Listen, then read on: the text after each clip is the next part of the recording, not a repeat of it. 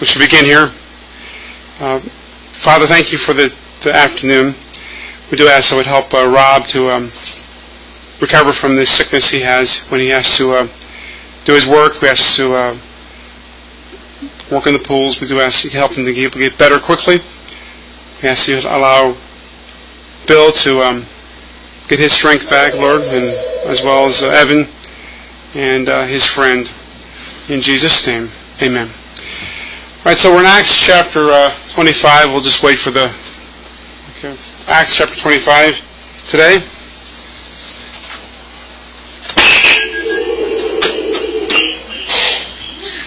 Okay, are you there, Jacob? Aren't you from the teacher saying? That's right, Jacob. That's right. You were on her line, weren't you? Yeah. Well, I turned on the speaker when I was trying to. Okay. Good. So we're in Acts chapter 25, and Series 0 is Miss Grum. Are you there today? She is. Yes, I'm here. Okay. Let's read chapter 25. We'll begin with you, Mrs. Grummer. Okay. Okay. Now when Festus was come into the province, after 3 days he ascended from Caesarea to Jerusalem. Then the high priest and the chief priests of the Jews informed him against Paul and besought him, and desired favor against him, that he would send for him to Jerusalem to lay him want in the way to kill him. But Festus answered that Paul should be kept in Caesarea, and that he himself would depart shortly thither. Let them therefore, said he, which among you are able, go down with me, and accuse this man, if there be any wickedness in him. And when he had tarried among them more than 10 days, he went down unto Caesarea, and the next day, sitting on the judgment seat, commanded Paul to be brought. And when he was come, the Jews which came down from Jerusalem stood around about, and laid many and grievous complaints against Paul, which they could not prove. So here we have the time of all these conspiracy against Paul. They're always saying he's doing something wrong. They're just plainly against. They're against him. They're against him, plain and simple. And we see in verse 1, we notice Festus. It took him 3 days to ascend from Caesarea to Jerusalem. Now Caesarea is about 50 miles or so, give or take, 50, 60 miles north of Jerusalem. If you look over in the map, you find Jerusalem in the Mediterranean Sea. Here's the Mediterranean Sea. You kind of basically follow the coastline to the east, and we come across Jerusalem. Right there, Jerusalem, and then you go up here north, Caesarea, which is up on the up on the coast. Looks like so. Jerusalem's a little bit inland, over by the Dead Sea, and we go up north to Caesarea. The Dead Sea, the Sea of Galilee is up here, and we have the Jordan River that runs from the Sea of Galilee down to the Dead Sea. That's basically where Jerusalem is, and then Caesarea is up the coast up here. Up to the north, 50, 60 miles, something along that line, give or take. But it's Jerusalem is higher elevation than Caesarea, so we see here that 3 days he ascended from Caesarea to Jerusalem. He was ascending. He was going up the hill. He was heading south, but yet he was going higher in elevation. So he ascended up to Jerusalem. Mrs. Grummer, would you like to do question number 2, please? Yes. Then the high priest and chief of the Jews informed him. You're going to have to read the questions to us, Saturday, because we don't have them. You don't have them. I guess the mailman he didn't have a motorboat to get them to you. I was thinking about, for some reason, that this morning in the context of Alaska, where I've talked to people in Alaska, and they said they use the post office uses dog sleds in some context in certain parts of Alaska, not all of Alaska, just certain parts of Alaska. And the people put the mail in the dog sled, and they probably have other stuff to deliver in too, but no motorboats in Texas to deliver the mail. Seals down there. Yes, that's right. Train seals. What's that, Bill? They need Noah. Yes, they do. But no, not really, because it's a local flood. Which Noah? A local flood. Okay, Mrs. Grummer, question number 2. This is from chapter 25, verse 2. Question 2. What 2 people groups testified against Paul?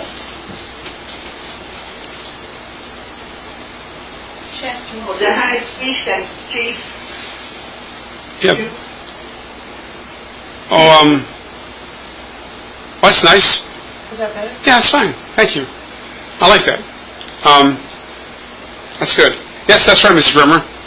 We have these two people groups that have come and they were testifying against Paul. Now, it's this false testimony. It's false testimony. I mean, sometimes we don't believe people when they say, "Oh, it was all a bunch of trumped-up charges and false testimonies against me." In the case of the Apostle Paul, it was these men, and they knew it. And the people, everyone, all the judges, all the people they stood before, they knew that the people that were bringing false accusations could not prove what they were saying. Bill. The accusations against Jesus was also false, and they knew it. Yes, that's right. They did. It's the same thing. False accusations against him as well. And so we see the Jewish authorities. They brought Festus. Who did the Jewish authorities want to bring to Jerusalem? Well, they wanted to bring Paul to Jerusalem. They wanted to bring Paul. So remember, he's in Caesarea, which is up north of Jerusalem, about 50, 60 miles, give or take, maybe. And they wanted to bring him to Jerusalem. But he. And the reason being is that they wanted. Here, I'll show you. So they wanted to bring Paul, who was in Caesarea, down to Jerusalem, right near the Dead Sea, closer to the Dead Sea, not really on it, but closer to the Dead Sea, basically on the map here. It's not really on it, but it's near to it, closer than the Mediterranean Sea, obviously. What did you say the other time was? Caesarea, up here. Caesarea, right up here. Hi, Joanne. I think there may be a spare quiz. I think you got it. Oh, you got one. You got hers. Oh, good. Super. Hi, Joanne. Good to see you. So, Hi, Joanne. and the reason why we're in Acts 25, the reason why they wanted to bring Paul there was so that they could ambush him along the way. They didn't really want him to go there. They wanted to pretend like they were bringing him there, and they wanted to ambush him. They tried this before, didn't they? Barbara? They're getting hungry. They are getting hungry. They are getting hungry. So they're trying something else. They are getting hungry. Question 4, Mom, please. Question 4. How do you know they want to ambush him? Because look, it says in verse 3. Let's look closer at verse 3. And desire favor against him. That's the antecedent of him is Paul.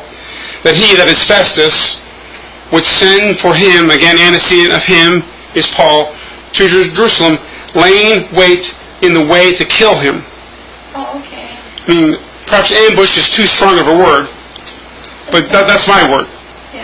They wanted to hide someplace along the path, and their intent was to kill him. I mean, that's what I'm calling ambush. Good. Maybe it's more than an ambush. It's okay. What is your understanding of ambush? Ambush is if you wait and you attack somebody who doesn't know you're going to attack and take him and do something to him. Okay? And so, in what they wanted to do to the Apostle Paul, in this instance, was they wanted to kill him. Okay. If you see there in verse 3, Yeah. laying wait in the way to kill him. You want to try question 4, Mom, please? Hi, Jill. Question 4. Yes. Where did Festus desire Paul to remain? So where did Festus want to go? Caesarea, and Festus would he want to depart? Right. And so, Thither, I don't know where that was. It could be that Caesarea. you okay? Caesarea. I don't know. He's thither till now. Okay. Not a problem. It's so good. That's good. So, now in verse 5, what was Festus looking to be revealed in the Apostle Paul? They were trying to see if there was any wickedness in him. That's what they wanted to see. And that was what the goal is, to see if the guy, the person on trial, if he's guilty, if there's any wickedness in the person. Not there's some wickedness in the person, but as far as if the person has done anything wrong. I mean, there's a wickedness in everybody. The heart is desperate, the wicked, who can know it? For all sin to come short of the glory of God. And so there's wickedness in everybody. But in this particular context, in Acts chapter 5, verse 25, this is in the context of a trial. Paul's accused of something, and they're trying to demonstrate if there's any wickedness in him. Barbara, you want to do first? Go ahead. Question first. Observation. Yeah, Festus was understanding this to be against Roman law. Okay. Mm-hmm. And they had accused Paul of sedition. They always accused Paul of sedition Right. against Rome because it was a capital offense. Mm-hmm. So that's what they were after, and that's what Felix was looking for. Mm-hmm. Right. So they really got to trump up charges. Yes, that's right. They do. And so they were from the son of Festus. If anything was wrong, it was about the petty, so-called in his view, the petty laws of the Jewish customs. Right. You want to do question 6, Barbara, please? How long did Festus tarry in Jerusalem? More than 10 days. Yes, he waited down there or up there in Jerusalem for about 10 days. And so we see that the Jews were continually laying many grievous complaints against Paul. They were trying to pile up one complaint against another complaint so that Festus would do something. But Festus wasn't playing along. Barbara, your thought? Yes. When he finally got back to Caesarea, it says, and the next day he sat in the judgment seat. This is the court. This isn't just his throne room. This is the court. This is the legal proceedings here against the alleged sedition of Rome. Yes, this is part of the trial. A trial. When we think of a trial today in our culture, we go to sometimes more fancy than other rooms. If it's a traffic court, it's just some room that doesn't look too fancy. But if it doesn't really matter how fancy the room looks, it's what takes place in the room. It takes place in the room as far as what really matters. You have the judge, you have the defendant, you have those that are the accusers, the prosecuting people, the people that are prosecuting. And so this is what's happening here during the trial. They're doing everything they can to find Paul guilty. They want to stop him. They want to shut his mouth up so he will not continue to spread the gospel. But the gospel cannot be stopped. The gospel cannot be stopped. Bill. You should have hired the American news press. They would have smeared him enough. But he would have still been successful. God would have still honored him, and he would have still come out all right. Although later on in Rome, we see that the things don't happen quite as right as they should happen. But he had to go to Rome. He had the opportunity to go into Rome at the expense of the government and be there for over 2 years, and able to spread the gospel, witness to people there in his own hired house there under house arrest in Rome. They didn't have any of those fancy bracelets or ankle bracelets at the time, but yet he had liberty. He had a certain amount of liberty there at his house, his hired house. Mrs. Garber, go back and let's start by reading verse 8 again, 8 to whenever we get to the end of our people. I don't think While he answered for himself, neither against the law of the Jews, neither against the temple, nor yet against Caesar, but have I offended anything at all? All right, Jacob, verse 9, please. Festus, willing to do the Jews a pleasure, answered Paul and said, Wilt thou come up to Jerusalem and there be judged of these things as well? Then said Paul, I stand at Caesar's judgment seat where I ought to be judged. To the Jews have I done no wrong, as to the very well knowest. For if I be an offender or have committed anything worthy of death, I refuse not to die. But if there be none of these things whereof these accuse me, no man may deliver me unto them. I appeal unto Caesar. Then Festus, when he had conferred with the council, answered, Hast thou appealed unto Caesar? Unto Caesar shalt thou go. And after certain days, King Agrippa and Bernice came unto Caesarea to see Festus. And when they had been there many days, Festus declared Paul's cause unto the king, saying, There is a certain man left in bonds by Felix. About me, when I would that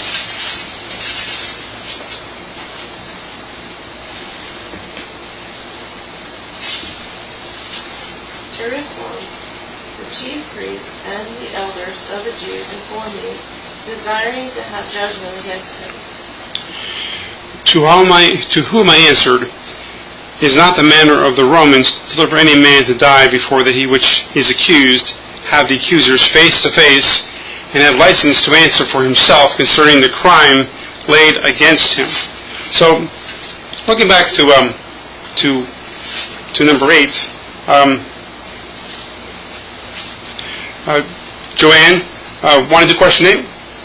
Fine, but I wrote the wrong sheet. So Oh, you did. There should be. I think there's one. I think there may be. Is that chapter 25? Yes. Question 8. I'm sorry about the wrong sheet. Okay. What had Paul said he had not offended?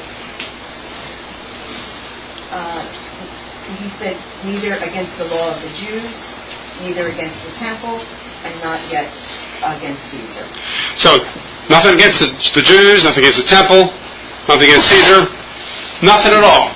I've offended, he said he offended in nothing, none of those 3 categories. He was not guilty of doing any of those wrong things. And so again we see in verse 9, Festus is warming up to the idea of bringing Paul to Jerusalem, but this is what he wants to do. He was willing because he wanted to show the Jews a pleasure. He wanted to make them happy. He wanted to pacify them.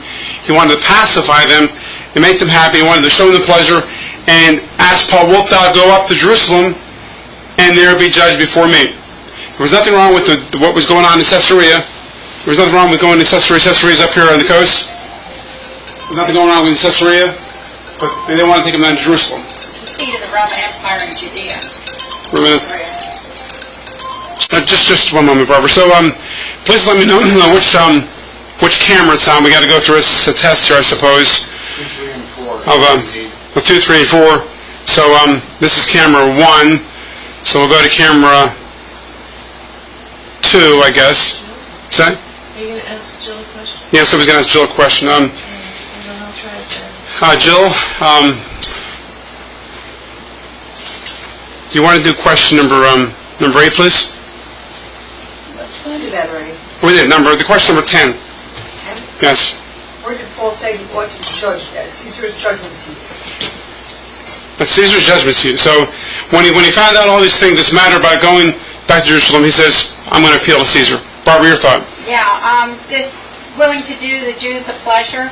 In 24:27, after 2 years, Porcius Festus came into Felix's room, and Felix, willing to show the Jews a pleasure, left Paul bound. Felix is putting his neck in a noose because he's the Roman in charge of all of this.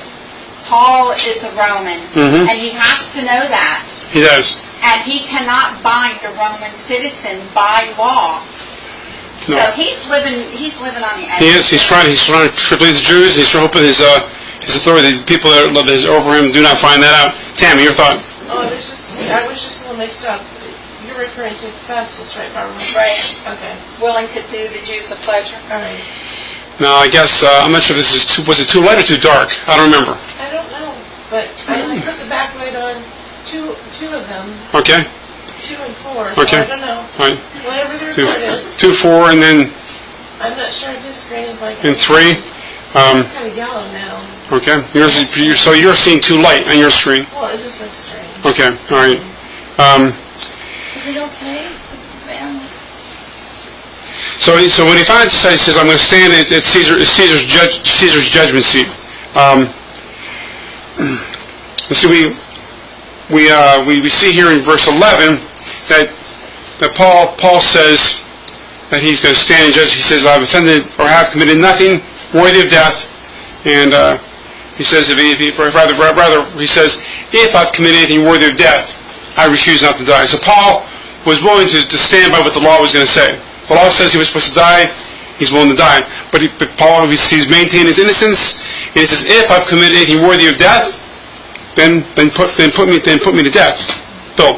You should have hired a lawyer to sue Festus against false imprisonment. He could have, I suppose, Bill. He could have. Tammy, you want to do question 12, please? You need this. It looks better than that first. No, He would have won. Thank you. Yeah. That was just an extra one, Joanne. All right. Which one? Question 12. 12. Okay, no, I have it. The back light's off. So Okay. Because I was all washed out, I couldn't see myself on the screen, which I don't know what it looks like there. 12. Yes. With whom did Festus confer?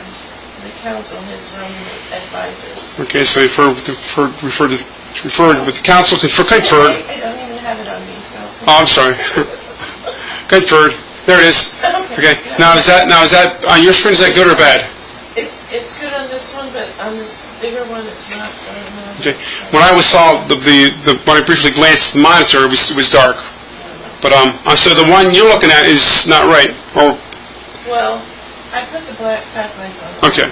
Good. But these little preview monitors seem too light. But. All right. Now we see here somebody came to Caesarea during this whole ordeal. Again, Caesarea is up on the coast. It's about 50, 60 miles north of Jerusalem, as the crow flies. Or so we go. Again, Caesarea is right there. Kind of. Again, it's the Sea of Galilee, Jordan River, Dead Sea, Jerusalem is there, and then Caesarea is right there. That's the place we're talking about, Caesarea. And so we see here there's some visitors to come to Caesarea. We have the king coming, King Agrippa, and his wife Bernice are coming to Caesarea to greet and say to salute Festus. And so, Mrs. Grover, we want to do question 14, please. Okay, you have to read it to me. We read through questions verses 16, didn't we? Yeah, she needs you to read. Oh, that's right, Mrs. Grummer. I'm sorry. That's what you were saying. I misunderstood something now. I got it now. Maybe I'll remember. Maybe I'll remember next time, Mrs. Grummer. Okay. Jacob, did I ever ask you a question last time?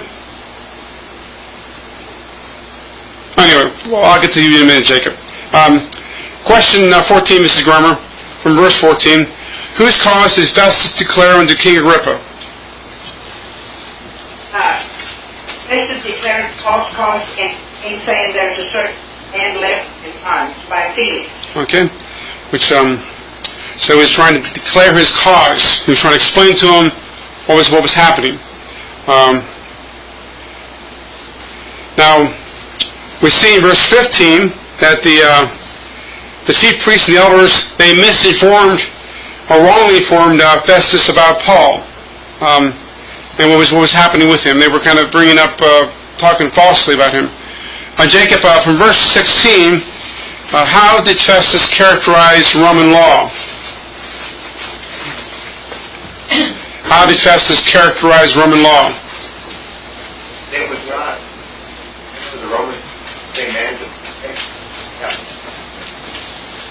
And so in other words, you had to have something face to face. If someone's accusing you of something in Roman law, the accuser has to come to the place of the hearing and bring the accusation in person, face to face accusation. Bill.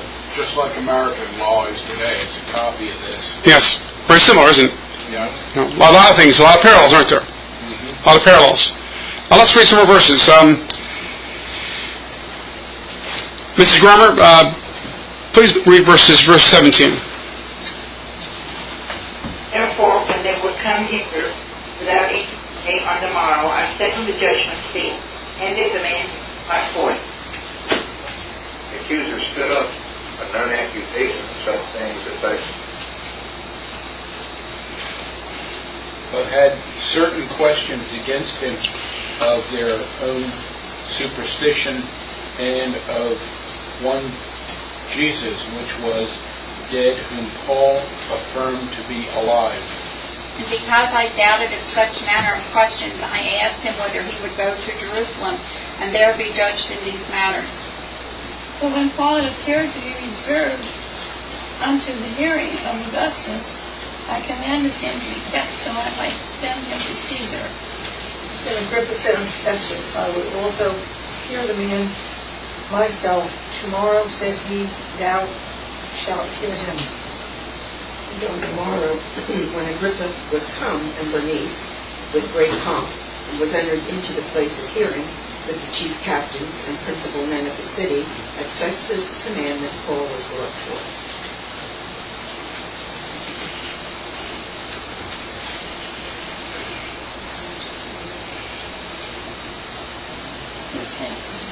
Just a moment. The 24 on. No, we have to get on the screen. It's complicated doing. Thank you, Tammy, for. She's got to get on the screen first. And Festus said, King Agrippa, and all men which are here present with us, ye see this man, about whom the multitude of the Jews have dealt with me, both at Jerusalem and also here, crying that he ought not to live any longer. But when I found that he had committed nothing worthy of death, and that he himself had appealed to Augustus, I have determined to send him. And let's finish up these last two verses. Bill, verse 26, and Barbara, verse 27. Of whom I have no certain thing to write unto my Lord. Wherefore I have brought him forth before you, and especially before thee, O King Agrippa, that after examination I might have somewhat to write. For it seemeth to me unreasonable to send a prisoner, and not without to signify the crimes laid against him. All right, so we have here, go back to verse 17. We have Paul, we have Bernice and Agrippa coming. And so Festus wants Paul to be brought forth so that Paul can be introduced in a certain way to be heard, I guess, in front of Agrippa, and perhaps Bernice would be there as well. And so that's who commanded. Festus commanded him to be brought forth. Bill, you want to do question 18, please?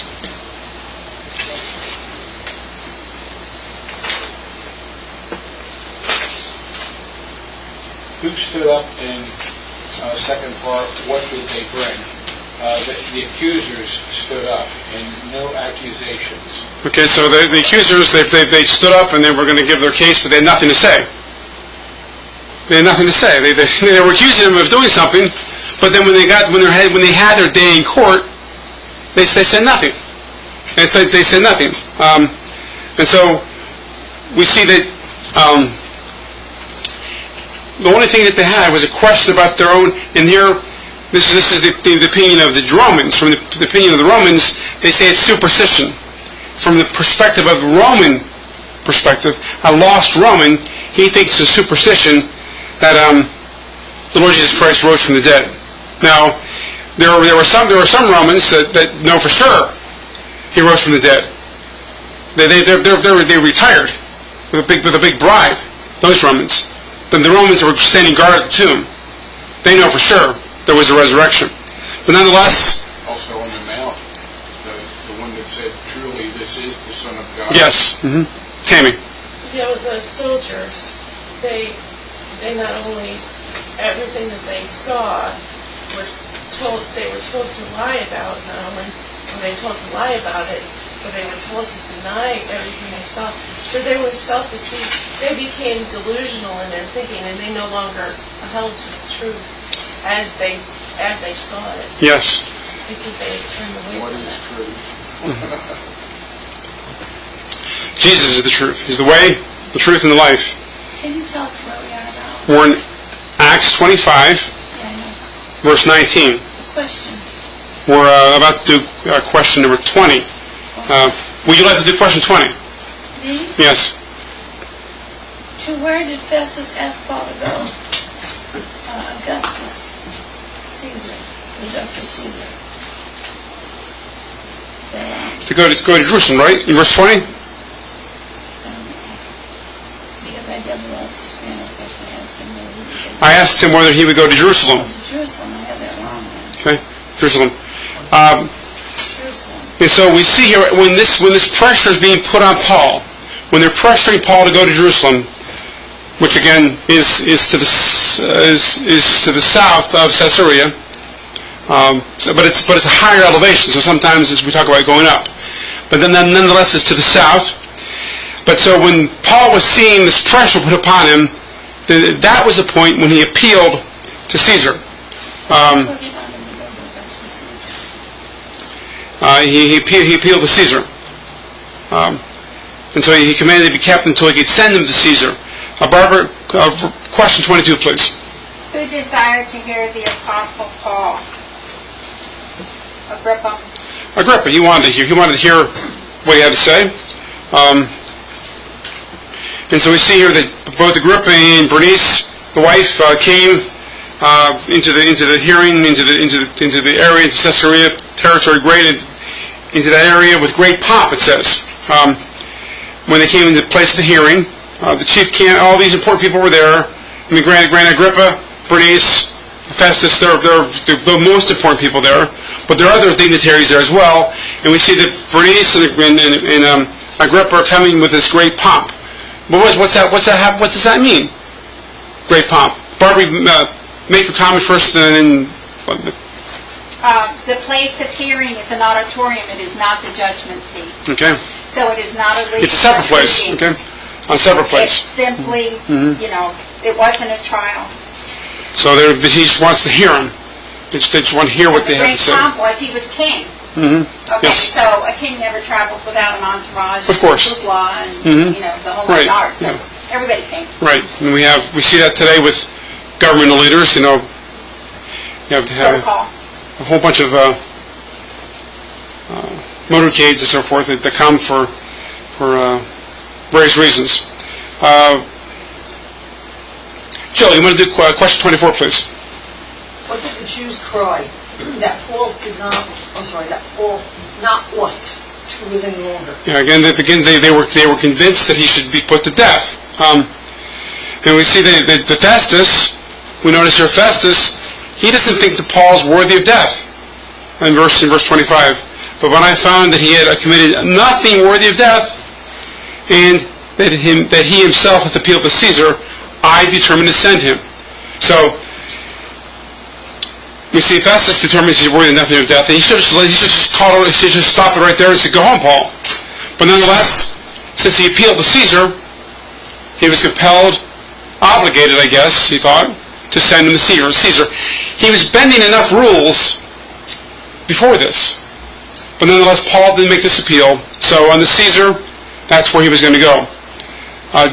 Joanne, why don't you do question number 26, please? What was Festus having trouble writing? And two, why did Festus have Paul appear before Agrippa? Well, he was having trouble writing anything. Okay. He had no certain thing to write. So he was having trouble writing, and therefore he brought him before Agrippa that he might have something to write. Okay. So in other words, when you're sending him to Rome, you're supposed to send some type of documents with the prisoner. Why is this man coming to Rome? What is the crime he's accused of? Of what crime is he being accused? But yet here, Festus is scratching his head, and so he brings Agrippa along so he could to help him out to put something down in pen and paper. But they cannot come up with anything. And so what seemed unreasonable to Festus was to send a prisoner to Rome when there's no charge against him. And it is unreasonable. But yet nonetheless, Paul appealed to Caesar, and once you appeal to Caesar, being a Roman, that appeal has to go through to its entirety. Barbara. I'm not sure where we are exactly in the date that's running around here. We're either at the end of Claudius or somewhere in Nero. You didn't want to come before Nero without legal documentation. We saw in this chapter already Augustus. No, Augustus is the title. Oh. Augustus Caesar is the title. When we think of Caesar Augustus, we think of Octavian, the first Roman emperor. Well, But it's simply a title of Caesar Augustus because he's the August Caesar. Tammy. I was under the impression that Caesar was the title, Augustus was his name, and Julius was the name of, and you have Julius Caesar, you have Augustus Caesar, you have all these Octavius Caesar. Caesar is the title, like, it's sort of like Kaiser. Artaxerxes. Yeah. No, Or well, Xerxes. Kaiser is like Kaiser, Tsar, yeah. But Augustus is the most honored Caesar. So Augustus. Augustus is not his name. So would you say Caesar would be his name? Caesar is his title. His title. Augustus is king. Augustus Caesar, most honorable king. Okay, so it's a double title. Right. Is what you're saying? Yeah. You're saying it's a double title. Okay. Jacob, you have a thought? Yeah, but it's not Augustus anymore, it's It's what? I missed what you said, Jacob. September now, it's not It is September. You're right, Jacob. It is September. And that's where August came from. And he couldn't live. He didn't want to be outnumbered, so he was 31 days. Well, I want to say something serious about Acts 28 Okay, Jacob. and refer that he didn't send with him in 28, 21. He said unto him, we need to receive letters out of Judea. Indeed, neither any of the brethren can show or spake affirmity. I heard to hear ye what thou think concerning the sect. Or even the Jews did. What's he doing?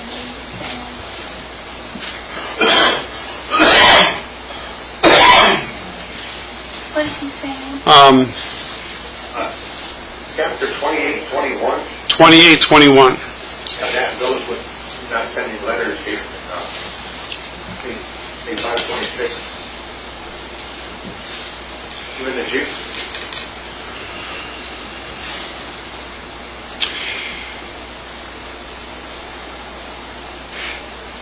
In 28, 21. Right, Jacob? That's right. All right. Now, Tammy, you want to do question 28? Please. How can you do that? She's going to cheat. She's going to read it instead of write it. I'm reading it, I already wrote it. She's reading what she wrote. No, I'm reading what's in the Bible. Then said Paul, I stand at Caesar's judgment seat, where I ought to be judged. To the Jews have I done no wrong, as thou very well knowest.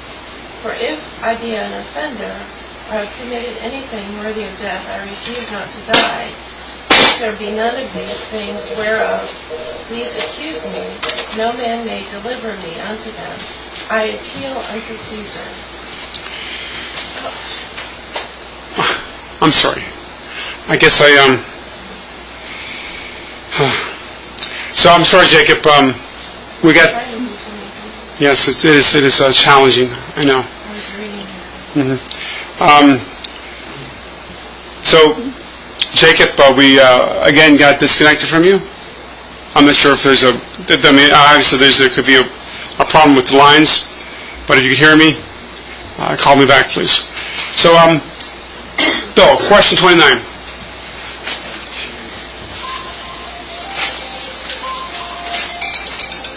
Stephen, one of the first deacons, was stoned. 1. How did Herod kill James? 2. Where does one read Just a moment. about this in the book of Acts? And 3. Who is the brother of James? Just a moment, Part please. 1 is sword.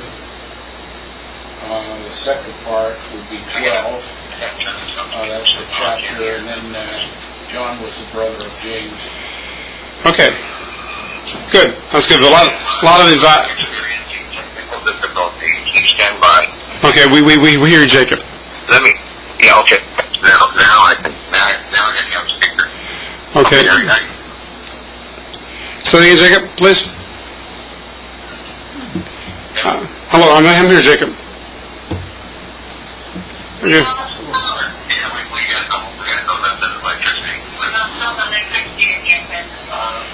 Okay, that's not a happy thing, Jacob. Did I say the Flying liberals. Swarms of flying liberals. Most people call them mosquitoes. Have you seen any, Jacob? Oh yeah, I was attacked by them today early. These flying liberals, I think most people call them mosquitoes. What's that got to do with bats? No, it's related to power failure. He lost power again. Sorry about that, Jacob. That's one That's of okay. You still have some gasoline, Jacob, for that generator? We had some gasoline. We gave it to the neighbors. I might have to get it back. Okay. Well, that was nice of Jacob. The neighbor's house. Maybe they have power now. I don't know. Yeah, maybe give us a rebate. Maybe. We had some left over. Well, don't worry about it, Jacob. The electric company is not going to charge you during this time you don't have any power. Like a rate, an Indian. It's nice of them, isn't it? Yeah, we can probably buy some. You can buy an American now. And I told you not to get rid of it all. That's what I said. No arguing. Yes, let's go on. big conversation. Mom, question 30, please. 30, and what Yes. chapter of the book of Acts is one week of more than 40 men planning to kill Paul and Apostle? That's Acts 23:13. Acts 23. Right. And there were more than 40 which had made this conspiracy. And they came to the chief priests and elders and said, "We have bound ourselves under a great curse that we will eat nothing until we have slain Paul." Okay. Barbara, question 31, please. The Lord smote Paul with blindness, and for a short time he stayed with Judas. On what street did Judas live, and where in the book of Acts is this recorded? The street was called Straight, and it's 911. Chapter 9. Did you say street? And he was... Straight. Acts 9. Street, what was that? Acts 9, verse 9. 911. And there were 3 days without sight, and neither did he eat nor drink. And there was a certain disciple at Damascus named Ananias, and to him said the Lord in a vision, "Ananias?" And he said, "Behold, I am here, Lord." And the Lord said unto him, "Arise, go into the street which is called Straight, and inquire at the house of Judas for one called Saul of Tarsus, for behold, he prayeth." Joe, question number 32, please. Where in the book of Acts does one read of Paul determining to walk to Assos shortly after the wonderful miracle concerning Lucas, and how did the other get to Assos? I just put Acts 20. Acts 20. In verse 13, and when we were, that's right, Jill, Acts 20, and when we went before to ship and sailed into Assos, there intending to take Paul, for so he appointed, minding himself to go afoot. So Paul was going to go he was going to go afoot, and but it's Acts chapter 20. Joanne, question 33. What's that, Jacob? We gotta go to town. We gotta get some more gas, and it's really impossible to get over something anymore. I don't think they're made for talking too much. Okay, Jake, I'm sorry. I'm not. Maybe I don't have it held right or something. I had it set down. Okay, all right. All right, Jacob. We'll let you go and get some gasoline. Okay, and we'll see Sunday night. That's like Sunday down. Okay, that sounds good, Jacob. We'll see you then. I'm glad you're safe. Right. Okay, so they had a power failure. That's why we lost them on the telephone. Joanne, question 33. Do you remember what chapter Steve was stoned in, Joanne? No. This happens this chapter before he was stoned. He was stoned in chapter 7, right? And so this takes place before, right before, chapter before that.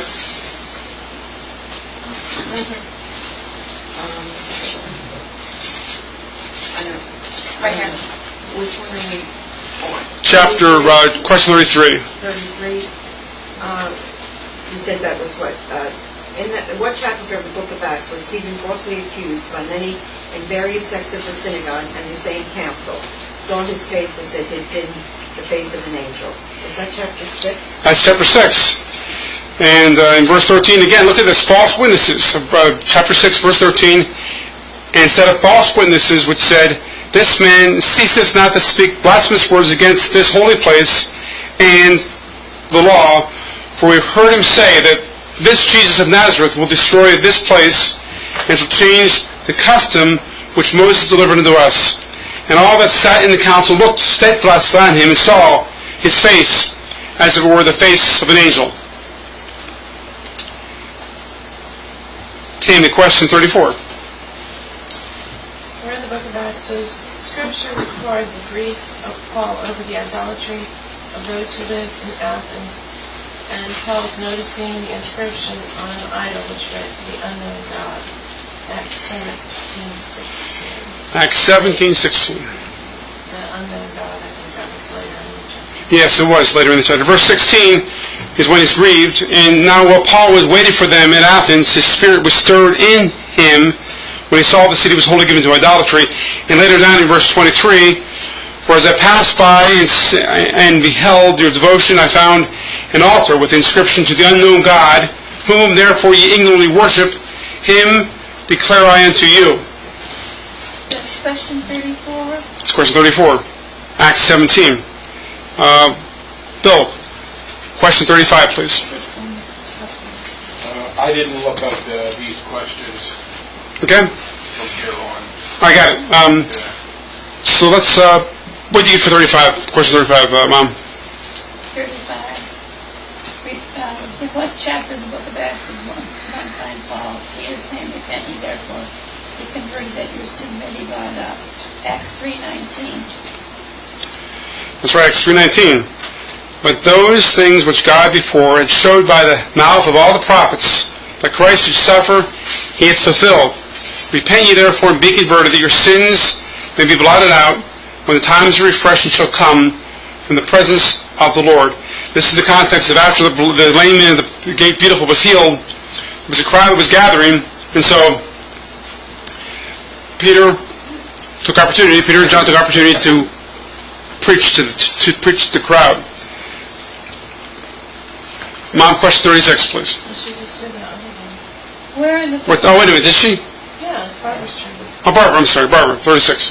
Where in the book of Acts does one read of unbelieving Jews stirring up Gentiles, causing the brethren to flee to other cities in which these brethren preached the gospel? 14.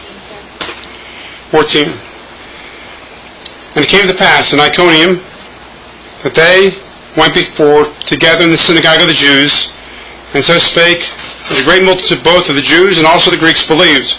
But the unbelieving Jews stirred up the Gentiles and made their minds evil, affected against the brethren.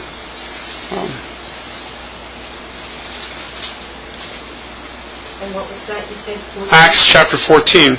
And what verse were you just 14 verse 2. In the area around verse 2. Jill, question 37. In what chapter of the book of Acts is Peter and sister standing at Caesar's judgment seat, with two stating, for if unbelieving offender, or have committed anything worthy of death, I not to die. And arose 1 and 2 of Acts 25, verse 10. Wasn't that supposed to be Paul? You've got Peter here. I do have Peter. You're right, Bill. It should be, I don't think you did this, Bill. Yeah, that was this chapter here. Okay. No, It is supposed to be Paul. How did Peter get in there? I don't know. Some seat put it in. Yeah, it is supposed to be Paul. So let's remove Peter and put Paul in his place. There is no chapter where Peter appealed to No, Caesar. you're right. There is no chapter. That's He true. would have a hard time not being a He would. Roman. But Paul, as we see here in verse Acts 25, verse 10, then said Paul, I stand at Caesar's judgment seat where I ought to be judged. To the Jews have I done no wrong, and thou very well knowest. For if I be an offender, or I have committed anything worthy of death, I refuse not to die. But if there be none of these things whereof thou accuse me, no man may deliver me unto them. I appeal unto Caesar.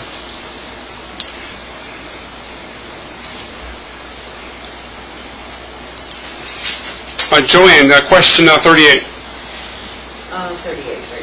Where in the book of Acts does one read of Barnabas being sent by the church in Jerusalem as far as Antioch? Is that chapter 11? It is chapter 11. And I'm not not sure which verse, but We're, like 25 from the 6. yeah, we're right around 22. Right a little before that. Then tidings of these things came to the ears of the church which was in Jerusalem, and they sent forth Barnabas that he should go as far as Antioch, who, when he came and had seen the grace of God, was glad and exhorted them all that with purpose of heart they would cleave unto the Lord. Tammy, question 39. In what chapter of the book of Acts does Paul ask the question, is it lawful for you to scourge a man that is a Roman and uncondemned? That was Acts chapter 22, verse 25. And to whom did he ask this question? To whom did the centurion ask? Paul asked the question rather to the centurion. That's right. And they bound him, this is Acts 22, verse 25, and they bound him with thongs. Paul said to the centurion that stood by, is it lawful for you to scourge a man that is a Roman, being uncondemned?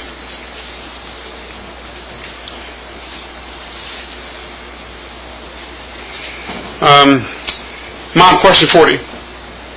Where in the book of Acts did a man from Ethiopia say, I believe that Jesus Christ is the Son of God? And to whom did he say it? Acts 8:37. I think to Stephen. I didn't write that down to Stephen. It's Philip. Oh, Philip, okay. And Philip said, if thou believest with all thine heart, thou mayest. And he answered and said, I believe that Jesus Christ is the Son of God.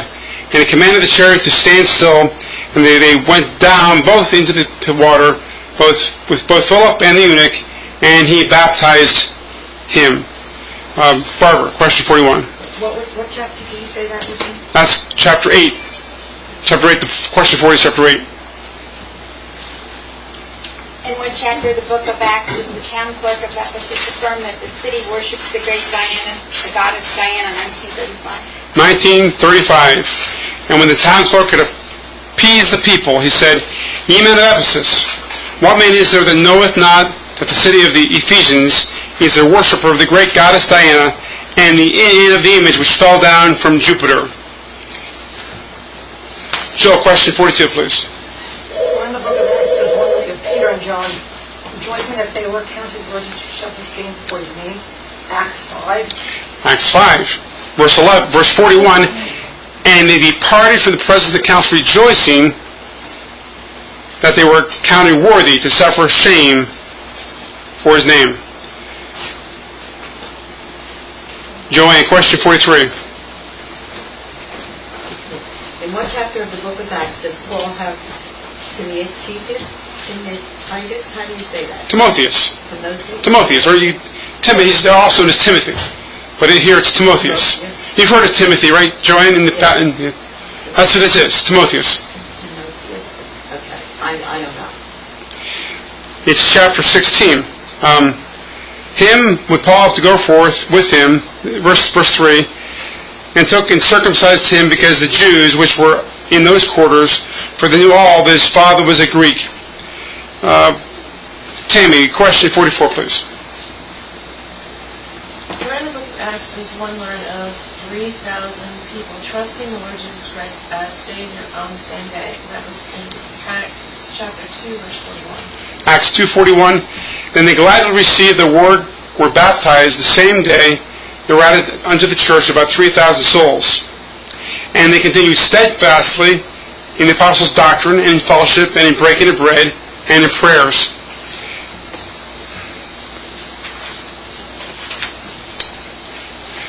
Question 45, please. In what chapter of the book of Acts did Paul and Barnabas proclaim, For so hath the Lord commanded us, saying, I have set thee to be a light of the Gentiles, that thou shalt seek for salvation unto the ends of the earth. Acts 13. Acts 13, verse 47. Right. Barbara, question 46. Where in the book of Acts do we read part of Paul's defense in which he states, neither can he prove the things whereof they now accuse me, 25:11. 25. How did I get 24:13? Yeah, you got 25:13 says, 24:13 says, Neither can they prove the things whereof they now accuse me, but this I confess unto thee, that after that which they call heresy, so worship I the God of my fathers, believing all things which are in the law and the prophets. So it's Acts 24, but 13, verse 13. And of 25:11 says, For if I be an offender, I have committed anything worthy of death, I refuse not to die. But if there be none of these things whereof they accuse me of, no man may deliver me. So it's in two places, I suppose, accuse me of. And let me see, Joanne, question 47. In what chapter of the book of Acts does God tell Peter what God had cleansed, that call thou not common? And 2, what were the circumstances that led to this heavenly declaration? I don't know. You know where the vision of the great sheet was, Peter? I mean, not Peter. Bill? I'm sorry. Where was Peter's vision? He was in Joppa. He was in the house of Simon the Tanner. Do you remember or not? I remember vaguely where it was, but I don't remember any of the details about that sheet. Pick a number between 10 and 10. That must be chapter 10. It's chapter 10. Yes. In chapter 10, verse 15, and the voice spake unto him again the second time, What God hath cleansed, that call thou not common. This was done thrice, and the vessel was received up again to heaven. Barbara, question 48, please. For in the book of Acts do unbelieving Jews cry, Men of Israel, help. This is the man that teacheth all men everywhere against the people and the law in this place, and further brought Greeks also into the temple and hath polluted this holy place. 21:28. 21:28. That's right.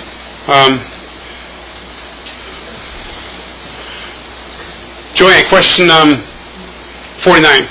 In what chapter of the book of Acts does Stephen preach his last sermon before being stoned by the unbelieving Jews?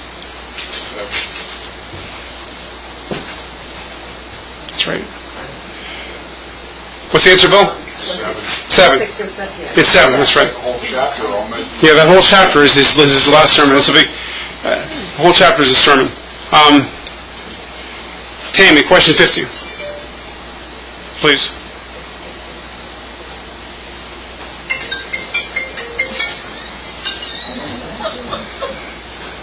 Don't forget. Acts does one read of a command of Claudius requiring all Jews to depart from Rome. That's in Acts 18:2. And then who did Paul find in Corinth that followed this command? Aquila and Priscilla. Okay, so in verse 18, chapter 18, we see, After these things Paul departed from Athens and came to Corinth, and found certain Jews named Aquila, born in Pontus, Italy, come from Italy with his wife Priscilla, because of the Claudius had commanded the Jews to depart from Rome, and came unto them.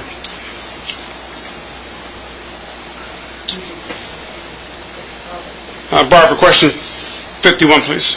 In what chapter of the book of Acts does one read about the unity of the early church being of one heart and of one soul, and about them having all things in common? 2:44. That's right, you said chapter 2? Yeah. I have 2:44. 2:44.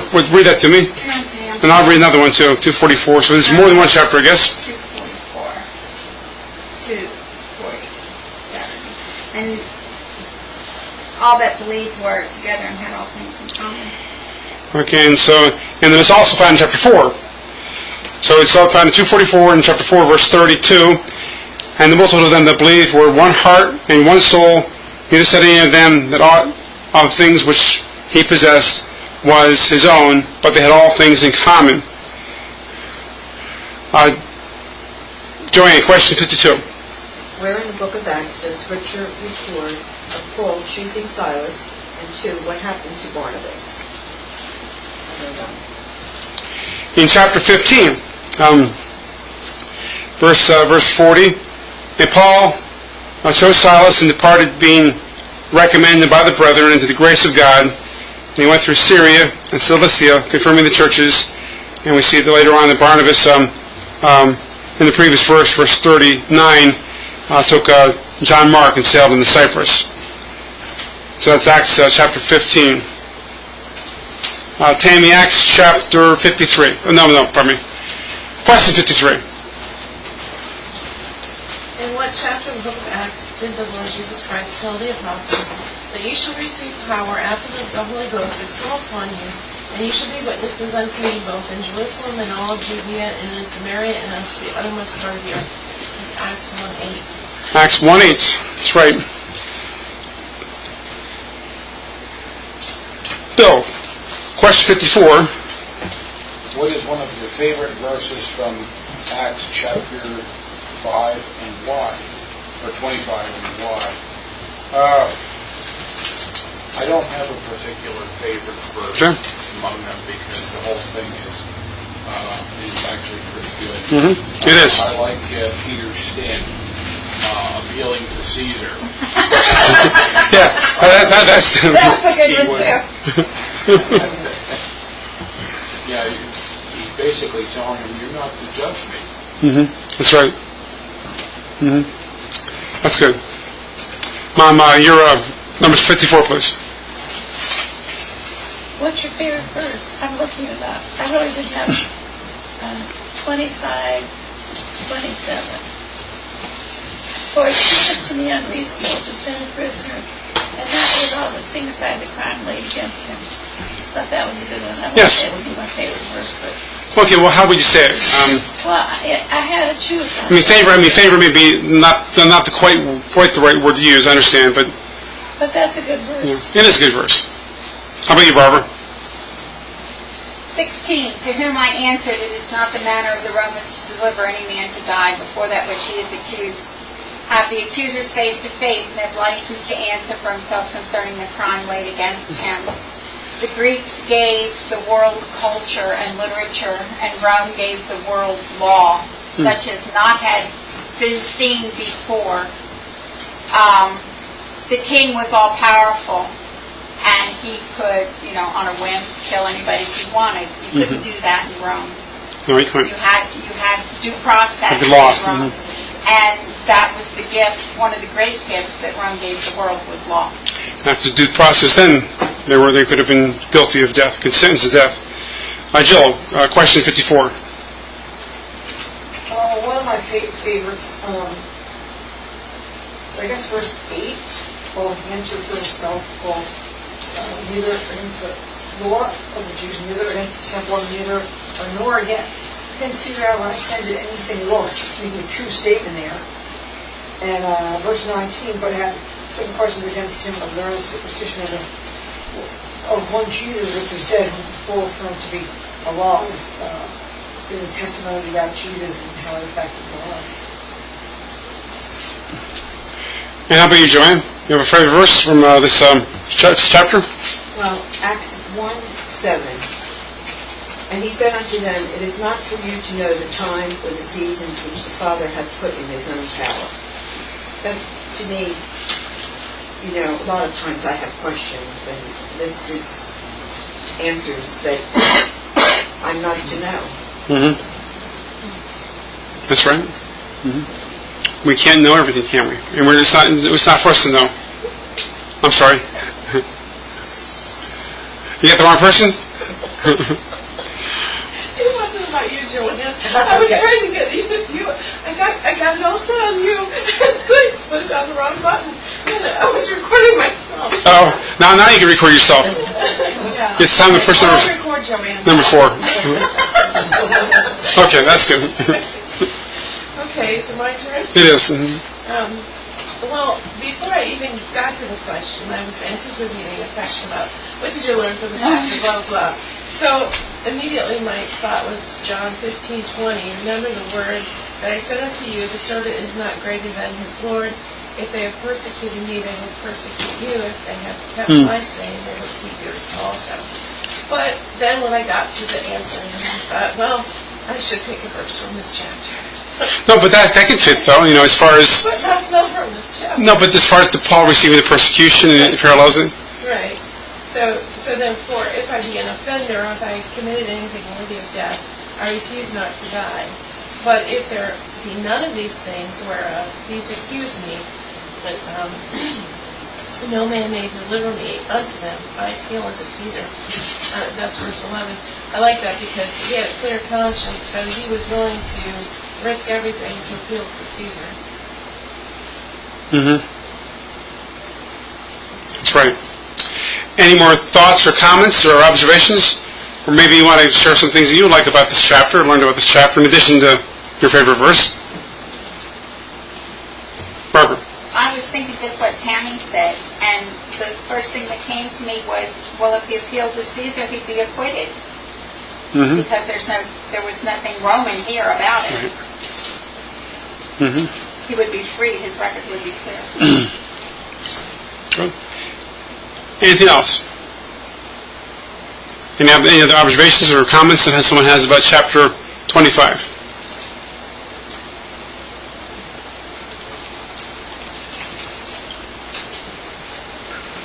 Well, if not, let's close in prayer. Father, we do ask that would allow the Grummers to have the grace they need to be able to